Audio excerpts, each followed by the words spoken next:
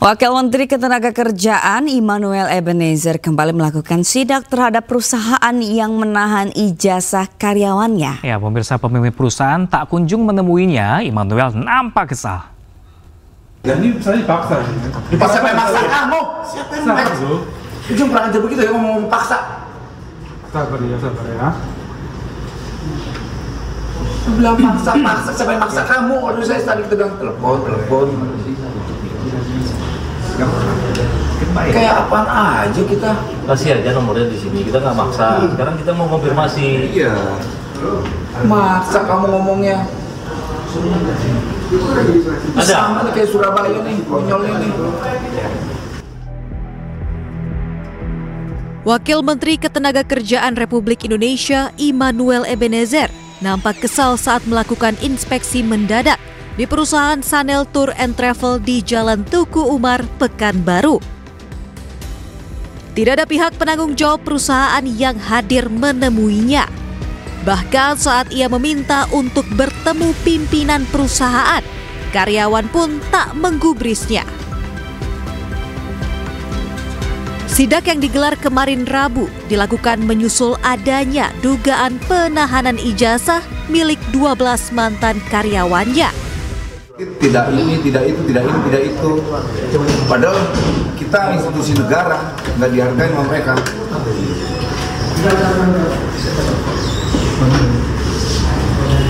Yang jelas kami bukan sedang memeras ya, kami tidak minta duit. Kehadiran kita ke sini kita minta hak dokumentasi yang nggak boleh kalian tahan. Terkait hal tersebut, Immanuel mendesak perusahaan jasa itu segera mengambilkan ijazah para mantan karyawannya. Jika dalam waktu dekat perusahaan tidak juga mengembalikannya, maka terancam disegel bahkan ditutup. Ini masalah-masalah terkait tenaga kerja yang ijazahnya ditahan.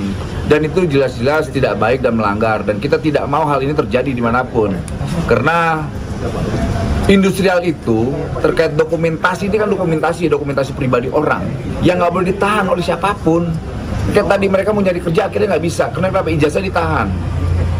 Ini kan keterlaluan menurut saya.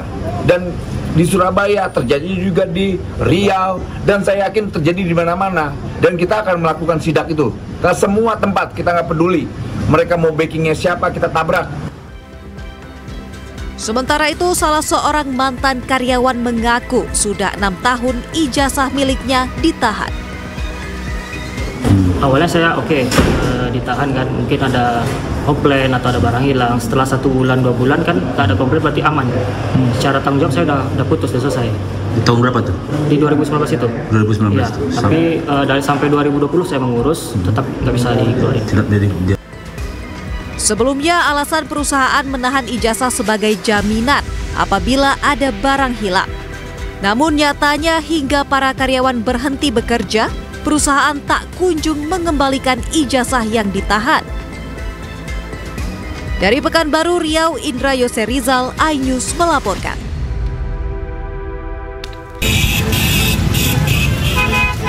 Sebuah lapak penjual bensin eceran sekaligus usai ditabrak sebuah taksi konvensional. Taksi konvensional melaju kencang dari arah flyover Jati Baru menuju Pasar Tanah Abang. Tidak hanya lapak bensin eceran, taksi ugal-ugalan itu juga menabrak sejumlah sepeda motor hingga rusak berat. Ironisnya, sang sopir taksi justru kabur meninggalkan lapak bensin yang telah terbakar. Sempat berkobar hebat, api akhirnya berhasil dipadamkan warga dengan peralatan seadanya. Taksi ugal-ugalan tersebut pun berhasil diamankan warga di sekitaran Pasar Tanah Abang dan dalam pemeriksaan polisi.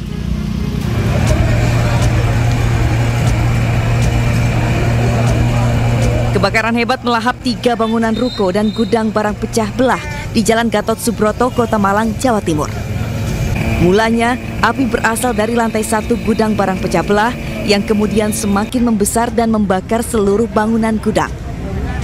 Karena lokasi berdekatan dengan permukiman padat, 12 unit mobil pemadam kebakaran diturunkan untuk mencegah api meluas. Api yang berkobar lebih dari 4 jam merambat ke 2 ruko lain di sekitarnya. Setelah petugas berjuang selama lebih dari 5 jam, Kamis dini hari, petugas berhasil menjinakkan si jago merah. Kerugian material diperkirakan mencapai miliaran rupiah.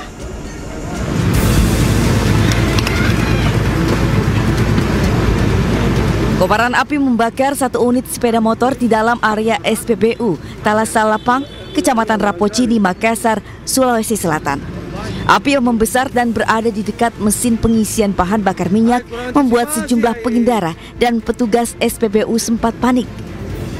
Petugas pun berupaya memadamkan api dengan alat pemadam api ringan atau APAR. Meski demikian, besarnya kobaran api membuat motor nyaris menyisakan bagian kerangka. Menurut Supervisor SPBU, kejadian ini berawal saat pengendara motor selesai mengisi BBM jenis Pertalite dan hendak keluar dari dalam area SPBU. Saat mendorong kendaraannya keluar, percikan api tiba-tiba muncul dari bawah mesin. Pengendara yang panik melihat percikan api tersebut kemudian menjatuhkan motornya hingga seluruh BBM tumpah dan membuat api semakin membesar. Tidak ada korban jiwa, namun pengisian bahan bakar sempat dihentikan sementara karena motor yang terbakar berada di dekat dengan mesin dispenser SPBU. Tim Liputan iNews melaporkan. Kita ke informasi selanjutnya, pemirsa. Ini ada unjuk rasa puluhan mahasiswa menolak adanya alih fungsi lahan pertanian menjadi perumahan di depan kantor pertanian Kabupaten Goa, Sulawesi Selatan ini diwarnai kericuhan. Mahasiswa pun saling dorong hingga nyaris baku pukul dengan polisi.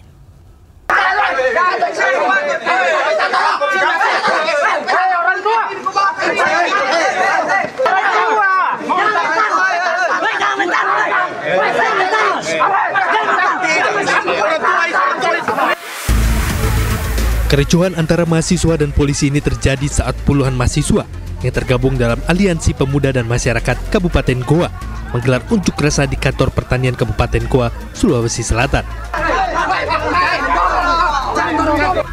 Mahasiswa saling dorong hingga nyaris baku pukul dengan polisi saat memaksa masuk ke dalam kantor. Bagaimana mungkin masyarakat Kabupaten Goa akan percaya ketika pendapat kita direpresi oleh pemerintah? Kericuhan baru dapat teratasi setelah polisi mengizinkan mahasiswa berorasi di halaman kantor pertanian. Unjuk rasa ini digelar mahasiswa untuk menolak alih fungsi lahan produktif pertanian menjadi perumahan. Mahasiswa menduga Dinas Pertanian setempat sengaja memberikan rekomendasi atau izin kepada oknum pengusaha yang akan membangun perumahan di lahan produktif. Pemerintah Kabupaten Goa telah memberikan atau dengan sengaja perizinan terhadap beberapa oknum yang kemudian itu telah melanggar dari ketentuan undang-undang yang berlaku. Sementara itu, Dinas Pertanian Kabupaten Goa menyebut perubahan aturan alih fungsi lahan produktif menjadi perumahan hingga kini masih dikaji ulang. LP2B saat ini sementara bergulir. Jadi jadi baru-baru kepala dinas termasuk Pak Sekda dan sebagian pejabat yang berwenang tentang hal LP2B itu sudah ke Jakarta. Nah, kita tunggu dulu keputusannya. Jadi bukan kita langsung bisa, oh ya harus begini, kita menunggulah. Jadi bersabarlah.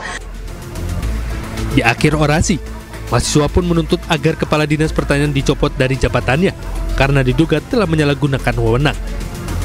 Dari Kabupaten Goa, Sulawesi Selatan, Bukma, iNews melaporkan. Kita ke informasi lain, pemirsa. Resmo Polda Metro Jaya berhasil meringkus seorang asisten rumah tangga yang melakukan pencurian sejumlah barang berharga milik majikannya di Depok, Jawa Barat. Ini pelaku bawa kabur ponsel dan juga motor korban.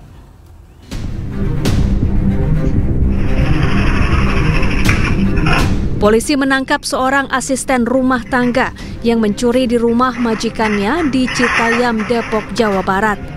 Aksi pencurian terjadi pada Februari kemarin. Pelaku membawa kabur ponsel dan sepeda motor korban. Sempat buron, pelaku akhirnya berhasil ditangkap petugas Jatanras Polda Metro Jaya di Bandung, Jawa Barat beberapa hari lalu. Dari pengakuan pelaku, awalnya ia tinggal dan bekerja di rumah korban untuk menjaga orang tua korban, namun dituduh mencelakai orang tua korban. Kesal dengan tuduhan tersebut, pelaku akhirnya nekat mencuri harta benda majikannya sendiri. Pelaku dengan inisial TMS berhasil kami amankan di Desa Rahayu, Kecamatan Margahasi, Kabupaten Bandung. Modus operandi yang dilakukan oleh pelaku melamar kerja, kemudian esok harinya pelaku kabur dengan membawa 1 unit sepeda motor, handphone beserta barang majikannya. Pelaku rupanya merupakan residivis kasus yang sama. Dari hasil penangkapan, polisi menyita 1 unit ponsel dan 1 buah tas. Pelaku dijerat dengan pasal tentang pencurian dengan ancaman hukuman 5 tahun penjara. Dari Jakarta, Helmi Sajangbati, iNews melaporkan. Lagi-lagi ini buat warning juga ya untuk masyarakat luas ya, ternyata pelaku ada residivis kasus yang sama dan lagi-lagi dia bekerja sebagai ART. Betul. Mungkin ini warning untuk pemirsa di rumah yang lagi nyari ART, mungkin harus dari orang-orang yang memang sudah terpercaya. Kan ada juga ya organisasinya ya, seperti itu ya, yang dia menyalurkan untuk tenaga kerja seperti itu yang lebih terpercaya lagi, surat-suratnya segala macam agar menghindari hal-hal demikian. Betul. Dan lagi-lagi ya, pelaku pencurian ini melakukan pencurian tuh di siang hari, nggak kenal waktu. Nggak harus malam, nggak harus subuh, pagi, siang, sore. Ini harus lebih hati-hati juga bagi pemilik rumah ya. Tapi ternyata tadi pakai CCTV dalam rumah ternyata penting juga ya. Apalagi ART yang seharusnya sudah biasa kerja dalam rumah tersebut. Jadi udah tahu ya seluk-beluknya. Ada CCTV juga sebenarnya. Pasti apapun yang kejahatan ya pasti akan ketahuan juga ujung-ujungnya. Kita ke informasi lain pemirsa, seorang pria di Kabupaten Maros, Sulawesi Selatan tertusuk senjata tajam yang ia gunakan saat melakukan ritual adat prosesi pernikahan. Waduh pemirsa, ini korban tewas pemirsa dengan kondisi luka tikaman di bagian dadanya.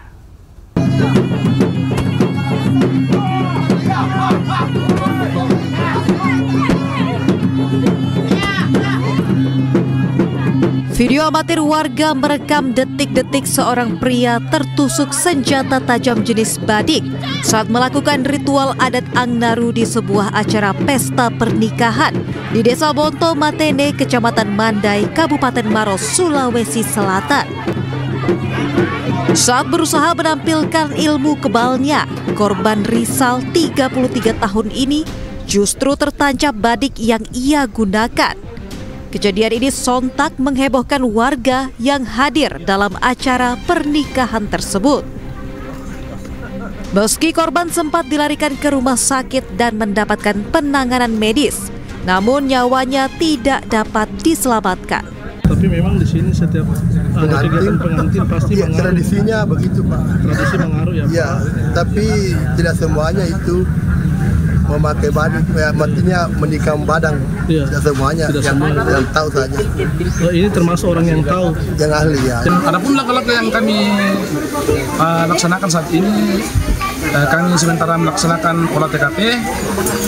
Kami berkoordinasi dengan Polres untuk mendatangkan Inavis beserta tiket serse untuk mengolah TKP, dan sekalian kami melakukan pengalangan kepada masyarakat supaya tidak terjadi kejadian serupa. Sementara itu, pihak keluarga menganggap kejadian ini sebagai musibah dalam pelaksanaan adat pesta pernikahan Bugis Makassar. Diketahui ritual adat Angnaru ini memiliki makna yang sakral dan sering ditampilkan dalam berbagai acara adat, termasuk pesta pernikahan. Dari Kabupaten Maros, Sulawesi Selatan, Wahyu Ruslan, iNews melaporkan. Pemirsa, ini ada 2 orang pelajar sekolah dasar berkendara sepeda motor di Purbalingga, Jawa Tengah jadi korban begal. Pelaku berpura-pura meminta tumpangan kepada korban dan merampas motor di saat jalanan sepi.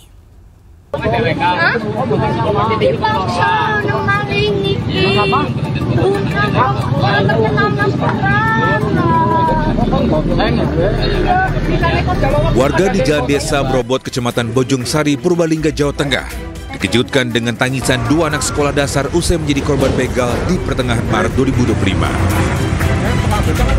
2 korban yang mengendarai motor diberhentikan pelaku tidak dikenal untuk diminta diantar ke sebuah lokasi sepi. Di lokasi tersebutlah pelaku merampas motor dan menganiaya kedua korban. Aksi pelaku kabur membawa motor pun terekam CCTV warga. Selang sebulan, pelaku pun berhasil ditangkap dan mengamankan barang bukti sepeda motor yang sudah dijual seharga 3 juta rupiah. Modus yang diperbuat oleh pelaku saat itu adalah berpura-pura untuk meminta tumpangan dari dua orang anak dalam kategori pelajar SD yang sedang membawa motor keluarganya. Kemudian secara singkat pelaku membegal keduanya, meminta untuk diantar sampai dengan titik tertentu. Kemudian kedua anak korban tersebut diperlakukan dengan kekerasan fisik sehingga pelaku dapat mengambil sepeda motornya. Akibat perbuatannya, pelaku terancam hukuman 7 tahun penjara. Polisi menghimbau kepada masyarakat untuk bisa mengawasi anak-anak untuk tidak mengendarai sepeda motor yang juga akan memancing tindakan kriminal.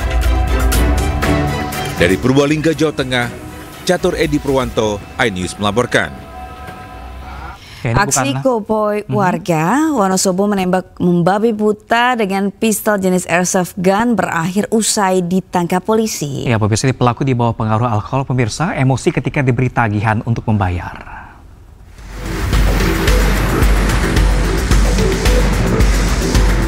Aksi koboi seorang pria berusia 42 tahun, warga Sekuk Kalikajar, Wonosobo, terekam kamera pengawas. Pelaku membabi buta menembak ke arah kerumunan di dalam sebuah kafe di Desa Jolontoro, Sapuran, Wonosobo, pertengahan April 2025. Kerumunan itu bubar, namun salah satu tembakan mengenai pinggang anak di bawah umur yang tengah membersihkan kolam. Kejadian bermula saat pelaku di bawah pengaruh alkohol menolak membayar dan justru marah ketika ditagih. Pelaku yang merasa namanya cukup dikenal bahkan meminta minuman gratis hingga lakukan penembakan dengan airsoft gun. Motifnya ini sakit hati saat pelaku ini datang ke tempat tersebut, kemudian minum, itu ada tagihannya. Nah, pelaku di tempat tersebut memang sudah terkenal, familiar. Jadi harapannya kalau ada sesuatu ya free. Nah, saat pelaku ini minum minuman keras, mabuk, dia ingat, oh ya seperti ini. Akibat kejadian ini, satu korban terkena tembakan yang kini dalam penyembuhan. Sejumlah fasilitas kafe pun alami kerusakan akibat tembakan. Pelaku diketahui menggunakan airsoft gun replika Glock 19 dengan amunisi peluru logam. Kini pelaku terancam hukuman 3 tahun 6 bulan penjara atau denda 72 juta rupiah. Dari Wonosobo, Jawa Tengah, Didi Dodo Hartono, iNews melaporkan. Bagaimana? Nah, itu dia, gara-gara mabuk, pemirsa, lagi-lagi miras memang sangat berbahaya. Betul. Bukan hanya berbahaya bagi kesehatan, bikin kecanduan dan organ tubuh juga rusak, pemirsa. Betul. Alkohol juga bisa mengurangi stabilitas orang untuk mengontrol emosi. Lagi-lagi tadi punya airsoft gun, jadi ditembakin kemana-mana. Betul. Memang kalau misalnya ada imbauan untuk tidak minum minuman beralkohol, nah ini itu fungsinya seperti ini ya. Kata Bang Roma Irama ya, nggak boleh beralkohol, pemirsa. Hindari miras, pemirsa.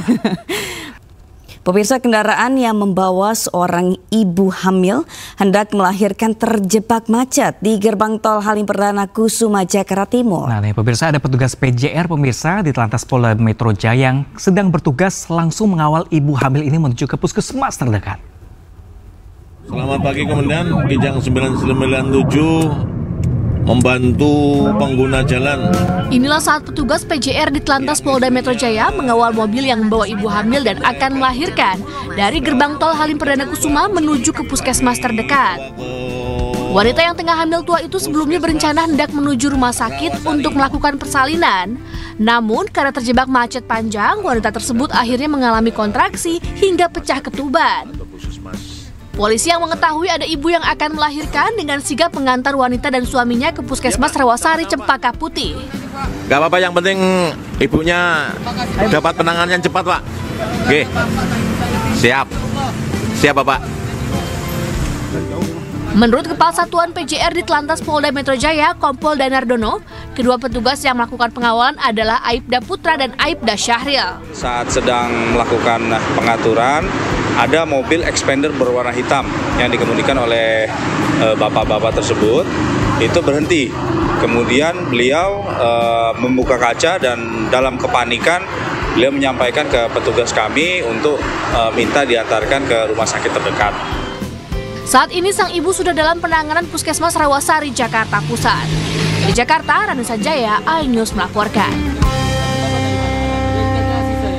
Kita apresiasi petugas kepolisian sudah mengawal ibu itu tersebut, karena memang di gerbang tol Halim itu kebetulan dekat rumah juga, itu macet parah. Sabrina, ya. Dari pagi, dari jam 6 pagi, kalau meleng sedikit udah langsung padat mampus deh di sana. Dan ini saya apresiasi juga karena merupakan pengawalan yang tepat. Pengawalan yang dilakukan polisi. Tepat. Oh, yang ya, karena biasanya kan ngawalnya para pejabat ya, yang pada bikin biasa orang masyarakat bete ya, gitu jadinya ya. Betul sekali. Tapi kalau ini benar-benar memang membutuhkan, harus dikawal. Diharapkan juga petugas kepolisian lebih peka lagi nih kalau ada apa-apa di jalanan, dan semoga juga bisa sebagai pengayuh masyarakat. Betul sekali. Kita ke informasi lain, pemirsa. Aktor Fachri Albar kembali tersandung kasus narkoba untuk ketiga kalinya. Nah, pemirsa ini berdalih ingin hilangkan beban pekerjaan. Kali ini Fachri ditangkap lagi-lagi karena kedapatan mengonsumsi 4 jenis narkoba.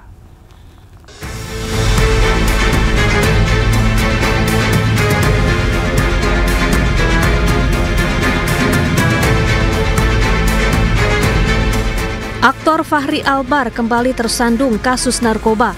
Kali ini ia ditangkap polisi di rumahnya di kawasan Lebak Bulus, Jakarta Selatan Minggu lalu karena kedapatan mengonsumsi narkoba. Saat menggeledah rumah Fachri, petugas menemukan barang bukti beberapa jenis narkoba, yakni sabu, ganja, kokain, dan pil aprazolam. Polisi kemudian menetapkan Fachri sebagai tersangka. Ini merupakan penangkapan Fachri yang ketiga kalinya. Fachri mengaku mengonsumsi narkoba karena tekanan beban pekerjaan.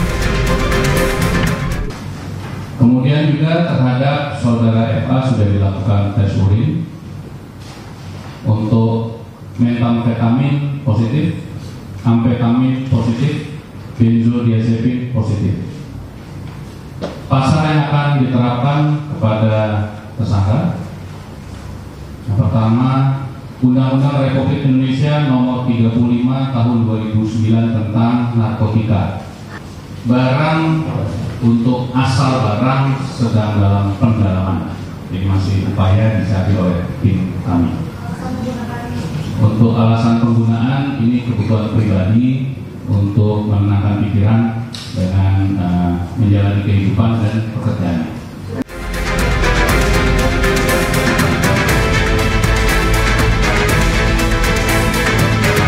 Polisi juga terus mendalami kasus penyalahgunaan narkoba Fachri Albar dengan menyelidiki asal-usul narkoba yang didapat Fachri. Sebelumnya, Fachri Albar pertama kali terjerat narkoba pada tahun 2007. Saat itu, Fachri diburu polisi hingga masuk ke dalam daftar pencarian orang karena terlibat kasus narkoba ayahnya, Ahmad Albar. 11 tahun berselang, Fachri kembali berurusan dengan polisi lantaran kedapatan memiliki dan mengonsumsi narkoba di rumahnya. Fachri kemudian menjalani rehabilitasi. Tim Liputan iNews melaporkan. Kita ke informasi lain, pemirsa. Seorang pegawai rumah sakit jiwa di Kalimantan Barat menjadi korban penyiraman air keras oleh orang tidak dikenal hingga membuat mata dan sebagian wajahnya terluka bakar serius. Sementara pemirsa, di Palembang, Sumatera Selatan ini ada seorang mahasiswa program pendidikan dokter spesialis menjadi korban perundungan juga.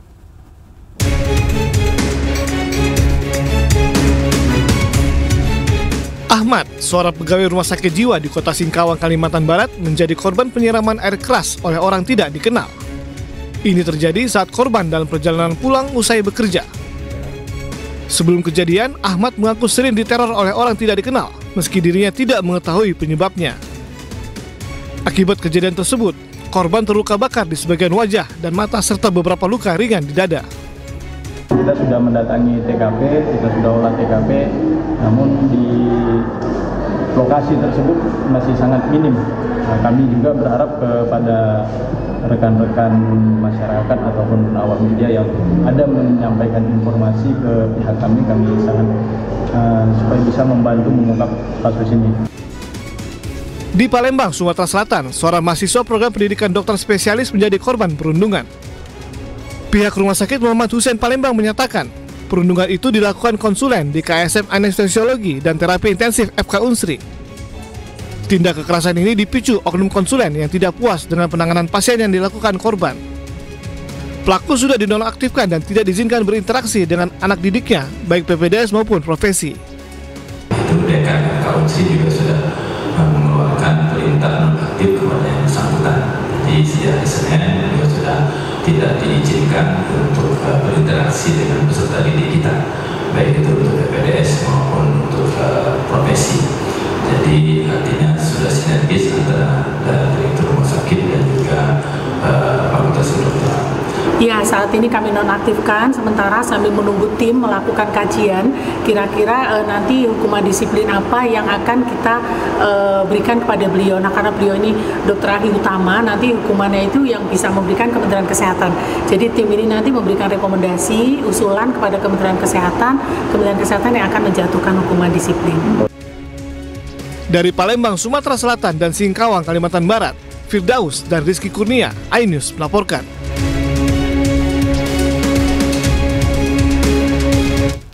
Ya, ini kali lagi tenaga medis jadi korban kekerasan. Kalau yang pertama tadi karena disiram air keras dengan orang tak dikenal. Biasanya pemirsa kalau dengan air keras adalah sebagai media untuk senjatanya, biasanya karena dendam. Cuma kita belum tahu nih. Kita belum tahu siapa kita masih pelakunya, menanti nih seperti apa motifnya. Dan yang kedua tadi tentang perundungan kembali.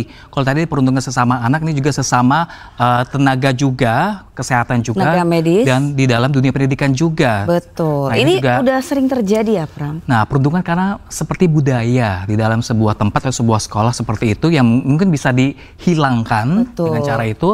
Dan lagi-lagi tindakan perundungan karena kebanyakan disertai juga dengan tindakan kekerasan seperti itu. Dan mungkin ini tidak hanya dari oknum-oknumnya saja gitu ya, atau misalnya dari mahasiswanya saja yang sadar diri, tapi juga harus dari berbagai pihak, terutama kampus, lingkungan seperti itu juga. Dari kedokteran juga yang bisa membuat tidak ada lagi nih perundungan-perundungan seperti itu. Karena dampaknya sangat besar sekali pemirsa, bahkan perundungan beberapa waktu yang lalu juga pernah ada nih perundungan sampai si korbannya bunuh diri atau mengakhiri hidup. Betul gitu sekali. Perlu bantuan orang sekitar dan juga perundungan harus dilawan. Betul. Ya pemirsa, kita beralih ke informasi lainnya pemirsa. Ini dampak dari kasus dugaan pelanggaran etik ex-direktur pemberitaan JAK TV, Tian Bahari. Kejaksaan Agung mendatangi gedung Dewan Pers pada Kamis yang kemarin.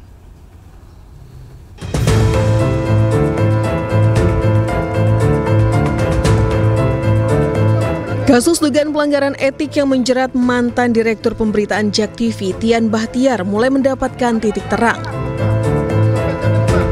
Atas permintaan Dewan Pers, pihak Kejaksaan Agung menyerahkan sejumlah dokumen. Saya mau sampaikan begini supaya ada penegasan.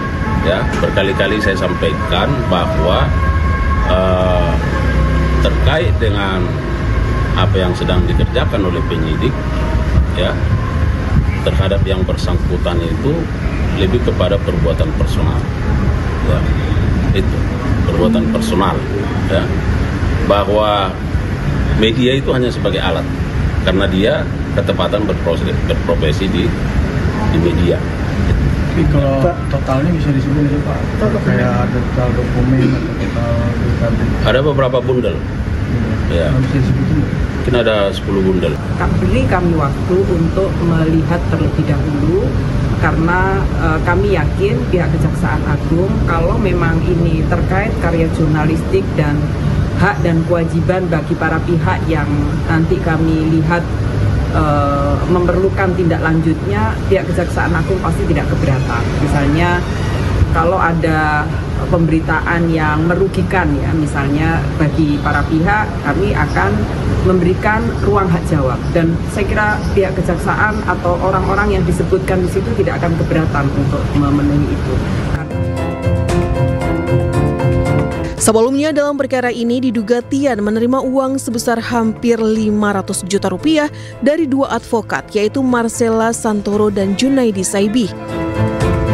Penerimaan uang ini diduga untuk membuat berita-berita yang memojokkan penanganan perkara oleh Kejagung. Sementara itu, karena background Tian sebagai jurnalis, diduga Tian telah melanggar kode etik sebagai wartawan dalam menjalankan profesionalisme kerjanya. Tim Liputan iNews melaporkan.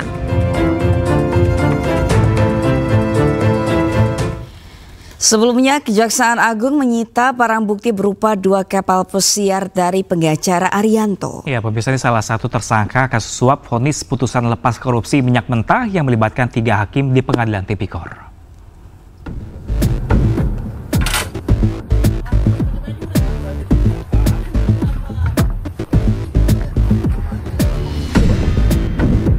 Dua buah kapal pesiar milik salah satu tersangka kasus suap vonis putusan lepas korupsi minyak mentah bernama Arianto disita penyidik Jampitsus Kejaksaan Agung di Jalan Dermaga Marin, Pademangan, Jakarta Utara.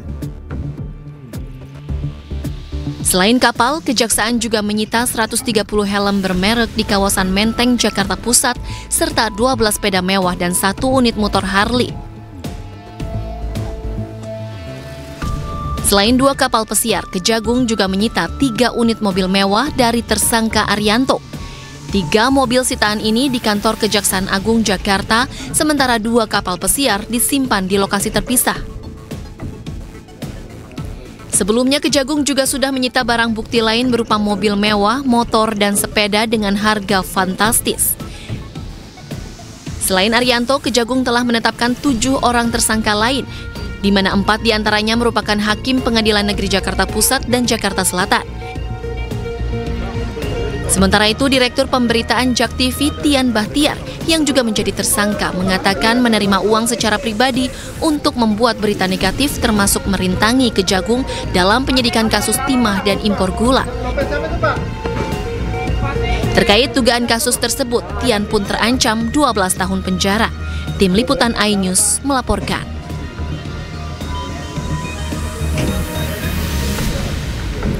Ya, sementara itu pemirsa, pasca penemuan uang 5,5 miliar rupiah terkait kasus suap vonis lepas minyak mentah ini, rumah kerabat Hakim Ali Muhtarom sepi dari aktivitas. Tidak ada garis polisi yang terpasang di rumah tersebut.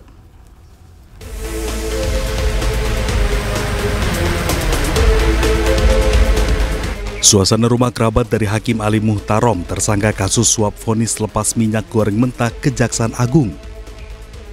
Rumah tampak sepi, tak ada garis polisi ataupun penyegelan yang dilakukan oleh petugas. Ya, saya waktu itu waktu penggeledahan malah nggak tahu. Tahunnya sudah dihitung, mau dibuka dihitung loh, baru tahu di barangnya kira terus seluruh situ lah baru dibuka. Itu menyaksikan saya di belakang. Oh, menyaksikan. Sebelumnya, Kejaksaan Agung menggeledah rumah kerabat Hakim Ali Muhtarom tersangka kasus dugaan suap vonis lepas korupsi minyak goreng. Dalam penggeledahan itu, tim khusus pemberantasan korupsi Kejagung menemukan koper hitam berisi uang senilai 5,5 miliar rupiah. Yang pertama, bahwa benar penyidik melakukan penggeledahan dan penyitaan di sebuah rumah ya di Jepara ya beberapa waktu yang lalu, itu pertanggal 13 April 2025, dan dari rumah tersebut ditemukan sejumlah uang dalam mata asing sebanyak 3.600 lembar atau 36 blok ya, yang dengan mata uang asing 100 USD ya. Jadi kalau kita setarakan di kisaran 5,5 M ya, nanti silakan dihitung ya kalau penyetaraannya. Dan terkait dengan itu perlu juga saya sampaikan bahwa penyidik sudah menyetor titipkan ya hasil sitaan tersebut di rekening penitipan lainnya di Bank BRI.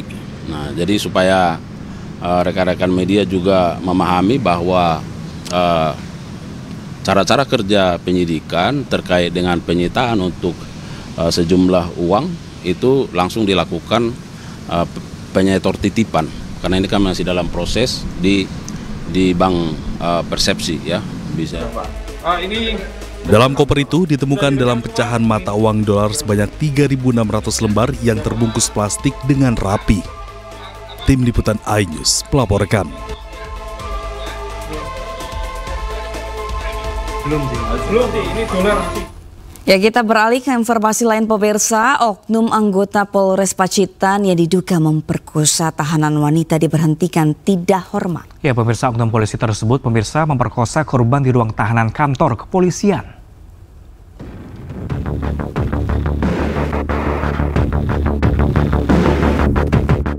Bidang Propam Polda Jawa Timur akhirnya memutuskan pemberhentian tidak dengan hormat terhadap oknum polisi Polres Pacitan berinisial LC yang melakukan pemerkosaan terhadap tahanan wanita di Polres Pacitan. Diketahui aksi bejat oknum polisi tersebut dilakukan sejak bulan Maret hingga awal April. Aksi cabul ini dilakukan oleh oknum polisi sebanyak 4 kali di ruang berjemur tahanan wanita Polres Pacitan, Jawa Timur. Dalam sidang etik Polri ini, oknum polisi terbukti melakukan tindakan perbuatan tercela dan dijatuhi hukuman pemberhentian tidak dengan hormat atau dipecat. Peraturan Pemerintah Nomor 1 Tahun 2003 tentang pemberhentian anggota Kepolisian Negara Republik Indonesia. Kemudian Pasal 5 Ayat 1 huruf B, C, Peraturan Kepolisian Negara Republik Indonesia Nomor 7 Tahun 2022 tentang Kode Etik Profesi dan Komisi Kode Etik Polri. Usai menjalani hukuman kode etik profesi, kini LC oknum polisi cabul harus menghadapi ancaman pidana umum. Dari Surabaya, Jawa Timur, Rahmat Ilyasan, iNews melaporkan. Informasi lainnya pemirsa, Presiden Prabowo Subianto telah menerima 8 tuntutan Forum Purnawirawan Prajurit TNI. Ya, Presiden pun merespon dan menghormati permintaan itu.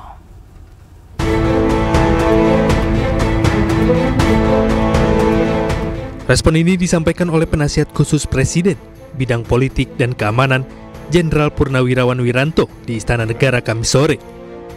Forum Purnawirawan Prajurit TNI yang dipimpin para Jenderal Purnawirawan TNI ini menyampaikan pernyataan sikap berupa 8 tuntutan mulai dari kembali ke Undang-Undang Dasar 45 sebagai tata hukum politik pemerintahan. Kedua, mendukung Asta Cita atau program kerja Kabinet Merah Putih, kemudian mereshuffle Kabinet Merah Putih yang diduga terlibat korupsi, hingga mengevaluasi Wakil Presiden Gibran Rakabuming Raka. Presiden memang menghormati dan memahami ya pikiran-pikiran itu, karena kita tahu beliau dan para purnawirawan satu alma mater ya, satu perjuangan, satu pengabdian, dan tentu punya sikap moral yang sama ya dengan jiwa sabta marga ya dan sebuah prajurit itu ya. Oleh karena itu beliau memahami itu ya. Namun tentunya Presiden sebagai kepala negara, kepala pemerintahan, Panglima tertinggi TNI tidak bisa serta-merta menjawab itu ya. Spontan menjawab tidak bisa, karena apa? Beberapa alasan ya. Yang pertama, kan beliau perlu mempelajari dulu ya isi dari statement itu, isi dari usulan-usulan itu. Dipelajari satu persatu, karena itu masalah-masalah yang tidak ringan ya, masalah yang sangat fundamental ya. Pernyataan sikap 8 tuntutan Forum Purnawirawan Prajurit TNI ditandatangani oleh para mantan petinggi TNI mulai dari Jenderal Purnawirawan Fahrul Razi, Jenderal Purnawirawan Tiasno Sudarto, Laksamana TNI Purnawirawan Slamet Subianto, Marsekal TNI Purnawirawan Hanafi Asnan, dan mantan Wakil Presiden ke-6 RI Jenderal TNI Purnawirawan Trisutrisno. Tim Liputan iNews melaporkan. Pemirsa, Pengadilan Tipikor Jakarta Pusat kembali menggelar sidang lanjutan kasus dugaan korupsi pergantian antar waktu anggota DPR Harun Masiku atas terdakwa Hasto Kristianto. Ya, pemirsa, Jaksa Penuntut Umum menghadirkan 3 saksi, yakni Ilham Yulianto yang merupakan sopir pribadi Saiful Bahri, staf DPP PDIP Patrick Girat, staf Wahyu Setiawan Rahmat Tonidaya. Hasto Kristianto didakwa menyuap ex-komisioner KPU Wahyu Setiawan bersama advokat Doni Tri Istiqomah, kader PDIP Saiful Bahri dan buronan Harun Masiku.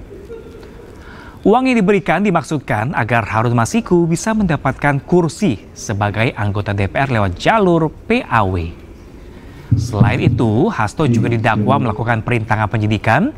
Salah satu tuduhan terhadapnya yakni memerintahkan Harun dan stafnya Kusnadi merusak ponsel.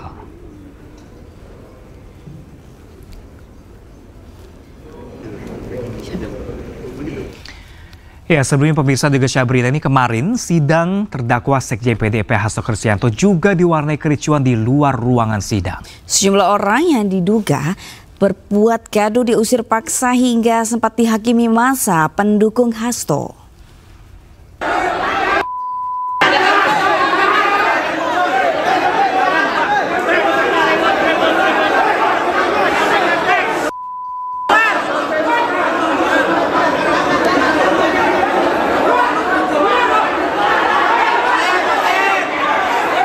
Pemuda tidak dikenal ini diusir paksa keluar oleh massa pendukung Hasto dari lobi utama Pengadilan Negeri Jakarta Pusat.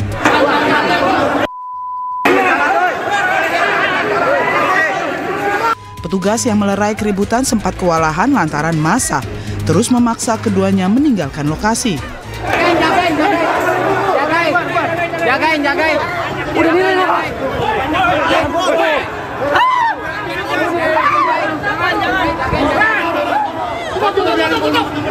Tiga orang lainnya yang juga dicurigai membuat keributan mendapat perlakuan yang sama hingga kelima pemuda yang mengenakan baju SAFE KPK itu berhasil dievakuasi keluar.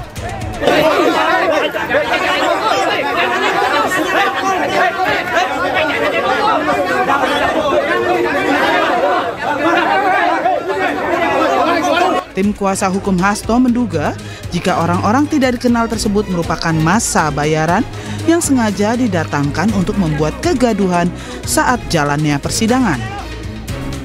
Teman-teman wartawan juga hari ini, pagi ini sempat kesulitan kan untuk akses ke dalam ruang persidangan. Sebenarnya kami juga menyampaikan, kami mencegah untuk orang-orang yang akan melakukan provokasi. Yang melakukan provokasi dengan memakai baju-baju seolah-olah mendukung penegakan hukum KPK. Teman-teman bisa melihat, di depan masih banyak massa bayaran yang mendemo untuk meminta Pak Sekjen PDI Perjuangan untuk segera ditangkap. Ini artinya apa? Kasus ini adalah kasus politik dengan dalil penegakan hukum korupsi.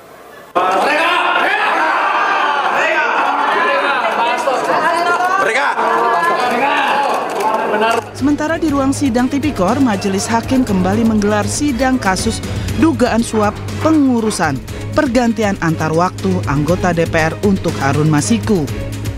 Hasto Kristianto juga hadir dalam sidang dengan agenda mendengarkan keterangan saksi. Dari Jakarta, Rani Sanjaya, iNews melaporkan.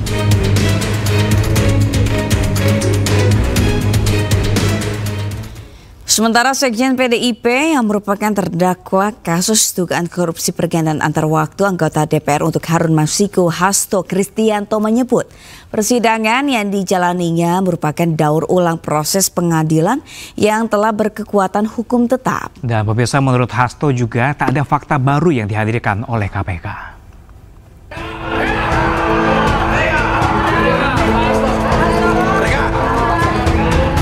Sidang kasus dugaan suap kepengurusan pergantian antar waktu PAW anggota DPR untuk Harun Masiku dengan terdakwa Sekjen PDI Perjuangan Hasto Kristianto Kamis siang kembali digelar di Pengadilan Tindak Pidana Korupsi Jakarta Pusat.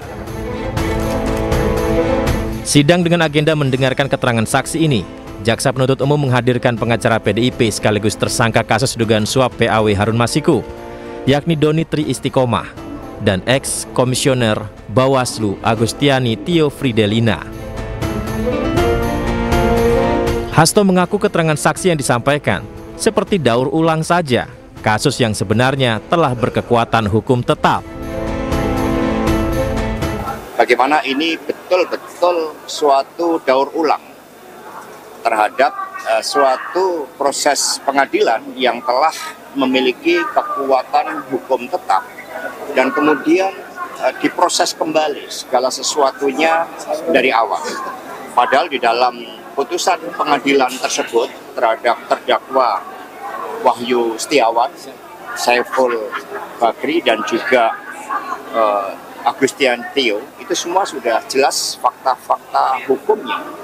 Dan tapi demi menghormati seluruh proses, kita melihat bahwa banyak hal yang kemudian harus diputar kembali. Dan apa yang dijanjikan oleh KPK adanya fakta-fakta baru sampai hari ini tidak pernah terungkap, yang membuat proses ini harus diulangi kembali. Sementara seorang saksi lain, Saiful Bahri, yang merupakan mantan terpidana kasus suap Harun Masiku, tidak hadir di agenda sidang kali ini. Dari Jakarta, Rani Sanjaya, iNews melaporkan.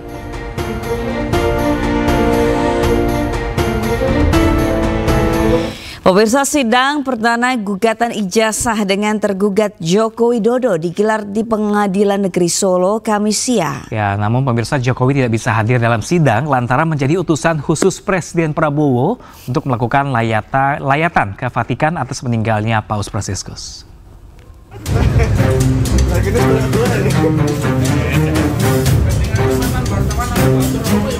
Pengacara asal Solo, Muhammad Taufik sebagai pihak penggugat mendatangi Pengadilan Negeri Solo bersama sejumlah kuasa hukumnya menghadiri sidang perdana dalam perkara ijazah Presiden ke-7 Joko Widodo. Taufik tidak berkomentar saat ditanyai sejumlah persiapan sidang oleh awak media. Sidang gugatan ijazah Presiden ke-7 Joko Widodo digelar di ruang Suryadi. Sidang sempat diskorsing selama 20 menit karena kuasa hukum tergugat 3, yakni SMA Negeri 6 Solo, belum didaftarkan. Sementara itu sebagai pihak tergugat 1, Joko Widodo sendiri tidak bisa hadir dan diwakili kuasa hukumnya. Menurut kuasa hukumnya, Jokowi tidak bisa hadir karena menjadi utusan khusus Presiden Prabowo untuk melakukan lawatan ke Vatikan atas meninggalnya Paus Fransiskus. Kuasa hukum Jokowi juga menyebut agenda sidang perdana kali ini adalah mediasi. Dalam mediasi tentu saja saya ingin mengetahui terlebih dahulu resume yang dibuat oleh pihak penggugat seperti apa tuntutannya kepada pihak tergugat. Nah, setelah mengetahui apa yang dibuat oleh penggugat melalui kuasa hukumnya berupa resume, saya baru bisa konsultasi kepada Pak Jokowi apakah perlu dipenuhi atau tidak. Jadi saya tidak bisa untuk memutuskan seketika tanpa terlebih dahulu untuk melakukan konsultasi dan koordinasi dengan Pak Jokowi. Setidaknya ada 4 pihak yang menjadi tergugat dalam kasus ijazah Jokowi ini. Selain Jokowi sebagai tergugat 1, kemudian ada KPU Kota Solo sebagai tergugat 2, SMA Negeri 6 Solo sebagai tergugat 3, dan Universitas Gadjah Mada sebagai tergugat 4. Sidang dipimpin Ketua Majelis Hakim Putu Gede Haryadi dengan anggota Sutikna dan Wahyuni Prasetyaningsih.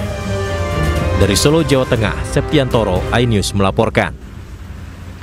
Ya, pemirsa, masih dari informasi yang sama, mantan Menteri Pemuda dan Olahraga Roy Suryo dilaporkan ke Baris Krim Polri atas dugaan ujaran kebencian dan penghasutan soal tudingan ijazah palsu Presiden ke-7 RI Joko Widodo. Selain Roy Suryo, Dr. Tifa dan Rismon Sianipar juga ikut dilaporkan.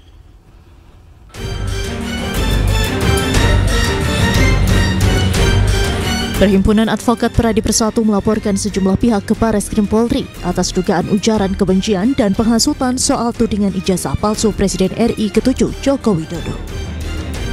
Pelaporan dilakukan pada Kamis sore oleh tim Advocate Public Defender yang dibentuk oleh Pradi Persatu. Adapun 3 orang yang dilaporkan dalam kasus ini, diantaranya mantan Menteri Pemuda dan Olahraga Roy Suryo, Dr. Tifa Ziatiasuma, dan ahli digital forensik Rismon Sianipar. Kita coba melaporkan mengenai dugaan penghinaan hasutan dan juga membuat gaduh. Jadi ada beberapa pasal yang kita akan coba nanti tergantung di dalamnya kemukakan, tergantung pada nanti penyidiknya yang mana yang pasal yang lebih tepat. Tapi kami sebagai warga negara yang baik, kami ingin menyampaikan perasaan kami bahwa kondisi ini tidak bisa dibiarkan.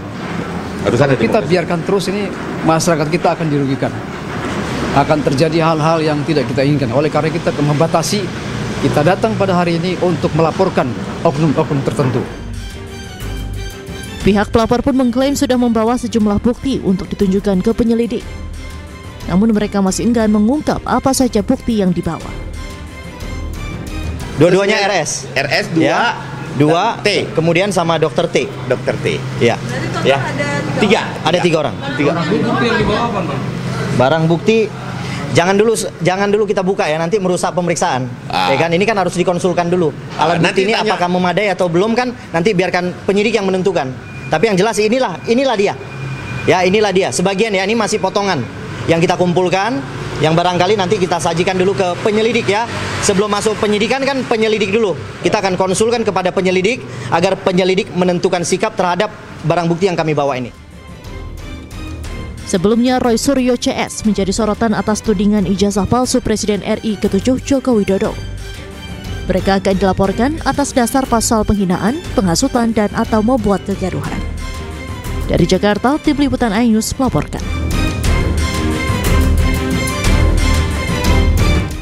Kita ke informasi lain pemirsa, kaum muda, lansia, ibu rumah tangga, hingga lulusan sarjana rela mengantri untuk melamar menjadi petugas penanganan prasarana dan sarana umum PPSU di Gedung Balai Kota Jakarta.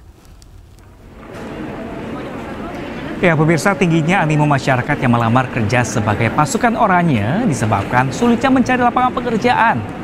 Para pelamar merupakan warga dari berbagai latar belakang seperti kaum muda, ibu rumah tangga, lansia hingga yang memiliki ijazah sarjana. Puluhan pelamar ini menyerahkan lamaran kerja sebagai petugas penanganan prasarana dan sarana umum atau PPSU. Septi salah satunya pemirsa, wanita lulusan strata 1 manajemen ekonomi ini memilih ikut melamar kerja sebagai petugas kebersihan lantaran sulit mendapatkan pekerjaan.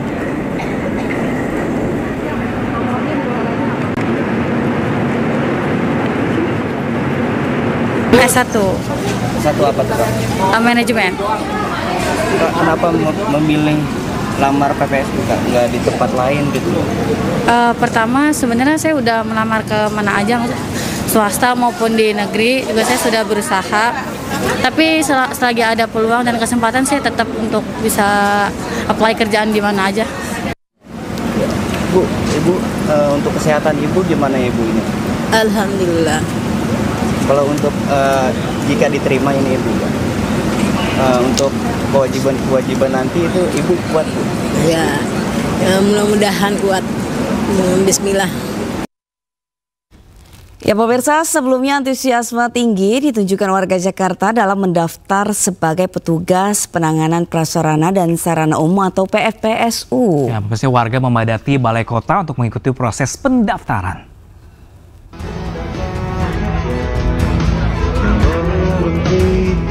Balai Kota Jakarta dipenuhi oleh warga yang bersemangat mendaftar sebagai calon petugas PPSU.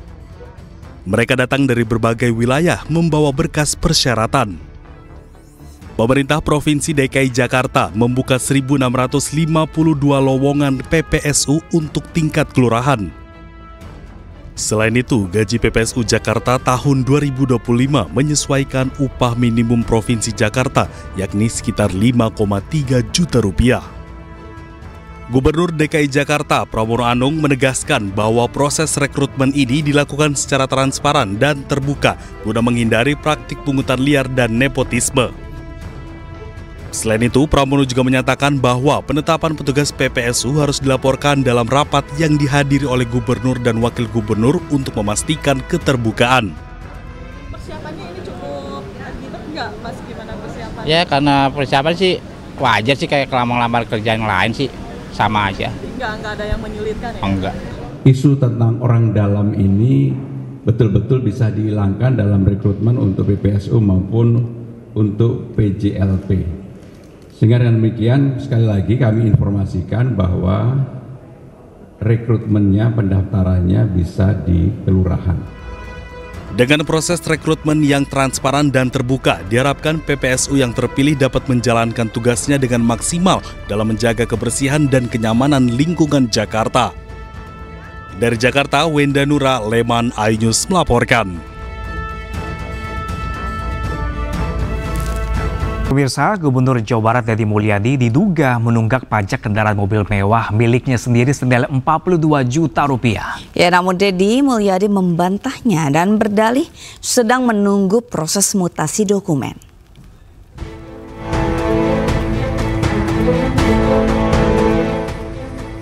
Gubernur Jawa Barat Deddy Mulyadi kembali menjadi sorotan.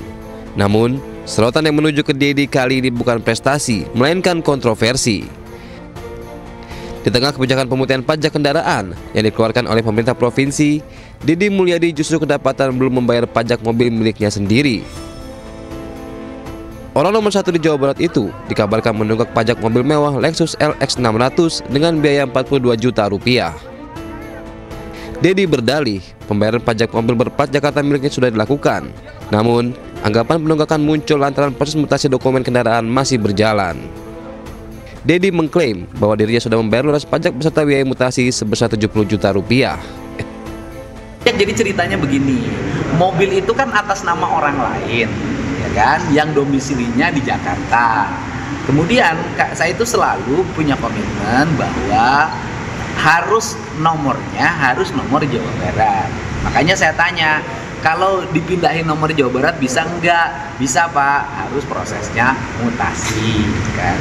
Tetapi karena ini masih atas nama orang lain, prosesnya agak lama, harus melalui mekanisme leasing, tidak bisa saya langsung. Berapa sih jumlah biaya segala macam lah, lumayan tuh, agak lumayan, udah hampir 70 juta itu. Pajak, kemudian cabut berkas segala macam, saya nggak tahu banyak istilahnya. Dan itu sudah saya bayar. Mantan Bupati Purwakarta ini juga menegaskan jika dirinya tidak menggunakan jabatan gubernur untuk mempercepat proses mutasi kendaraan miliknya. Menurutnya, proses mutasi dokumen akan rampung dalam beberapa pekan ke depan. Dari Bandung, Jawa Barat, Ervan David, iNews melaporkan. Kita ke informasi lain pemirsa, Lebaran Betawi 2025 akan berlangsung mulai hari ini di Monumen Nasional. Ya pemirsa, menjelang dimulainya nanti sudah mulai ada persiapan pemasangan tenda dan juga panggung untuk hiburan dan juga festival. Pemerintah Provinsi DKI Jakarta akan menggelar Lebaran Betawi 2025 di Monas Jakarta Pusat pada 25 hingga 27 April 2025. Hari ini persiapan pun sudah mulai dilakukan pemirsa dengan pendirian tenda, panggung dan juga tenan-tenan makanan. Lebaran Betawi merupakan tradisi tahunan sekaligus momen silaturahmi bagi masyarakat Betawi di Jakarta. Nantinya para pengunjung yang dapat menikmati acara yang bertabur aneka atraksi seni dan budaya termasuk makanan khas Betawi.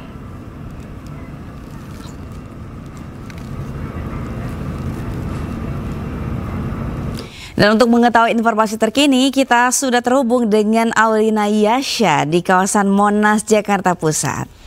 Halo, selamat siang Aulina. Seperti apakah persiapan Lebaran Betawi di sana? Konon katanya informasi kami dapatkan, benarkah ada makanan gratis yang ditebar di sana? Makanan khas Betawi? Selamat siang selamat pagi menjelang siang, Pram dan juga Sabrina. Jika kita melihat seperti apa situasi terkini di Monas menjelang Lebaran Betawi ke-5 abad ini, seperti apa ini bisa dilihat di layar televisi Anda. Saya sedikit ingin memberikan informasinya, memang ini masih tampak sepi ya, belum terlihat adanya masyarakat yang datang ataupun pihak penyelenggara yang datang ke Monas ini. Namun panggung dan juga tenan, nantinya ini akan ada festival makanan, ini juga tenan-tenan, tenda ini akan disediakan dan juga ada tenda berwarna orange yang nantinya ini berdasarkan informasi akan menjadi tempat para tamu yang akan menghadiri Lebaran Betawi ini akan duduk di sekitar tenda yang berwarna oranye ini sudah dipersiapkan sejak pagi tadi. Jika kita berbicara sebetulnya acaranya akan dimulai pada waktu pukul berapa? Ini nanti malam akan ada pengajian terlebih dahulu sebelum acaranya ini akan dimulai pada esok hari, mulai dari pagi hingga malam hari yang dipusatkan di sisi selatan dan juga tenggara di Monas. Adapun berdasarkan informasi dari Kepala Dinas Kebudayaan Pemprov Jakarta ini mengatakan bahwa Lebaran Betawi kali ini bukan hanya bagi masyarakat Jakarta saja, namun dibuka secara umum bagi seluruh masyarakat yang ingin menyaksikan langsung seperti apa kebudayaan Betawi yang akan dipertunjukkan. Bukan hanya budaya, namun juga alat musik, festival tari, dan juga makanan-makanan khas Betawi ini akan dipertunjukkan di sini dan disediakan pastinya untuk para masyarakat yang ingin mencicipi langsung dan melihat langsung seperti apa acara Lebaran Betawi 2025 ini. Adapun untuk nantinya tema yang akan diangkat pada Lebaran Betawi yang ke-5 abad ini, nanti temanya adalah menyongsong 5 abad Jakarta dengan semangat mempererat kearifan lokal masyarakat Betawi. Nantinya juga akan ada beberapa pertunjukan yang pastinya sangat seru dan pastinya orang masyarakat ingin langsung melihat seperti apa pertunjukannya. Nanti di sini akan ada pawai budaya. Nah, pawai budaya ini nantinya ada ondel-ondel, ada tanjidor dan juga lenong. Pastinya ini adalah beberapa khas Betawi, mulai dari ondel-ondel dan tanjidor yang tadi saya sudah sebutkan juga, dan nantinya akan ada festival kuliner makanan Betawi seperti kerak telur dan akan ada yang lainnya. Nanti juga akan ada pertunjukan seni dan budaya, yakni akan ada gambang kromong, silat Betawi dan lomba permainan tradisional khas Betawi. Jadi Sabrina dan juga Pram boleh kesini kalau pengen menyaksikan seperti apa. Baik, terima kasih Aulina Yasha melaporkan langsung dari kawasan Monas, Jakarta Pusat. Juga ya untuk pemirsa di rumah mungkin yang nanti atau akhir pekan besok, karena sampai tanggal 27 pemirsa bisa datang langsung ke sana. Terima kasih banyak Aulina. Selamat bertugas kembali.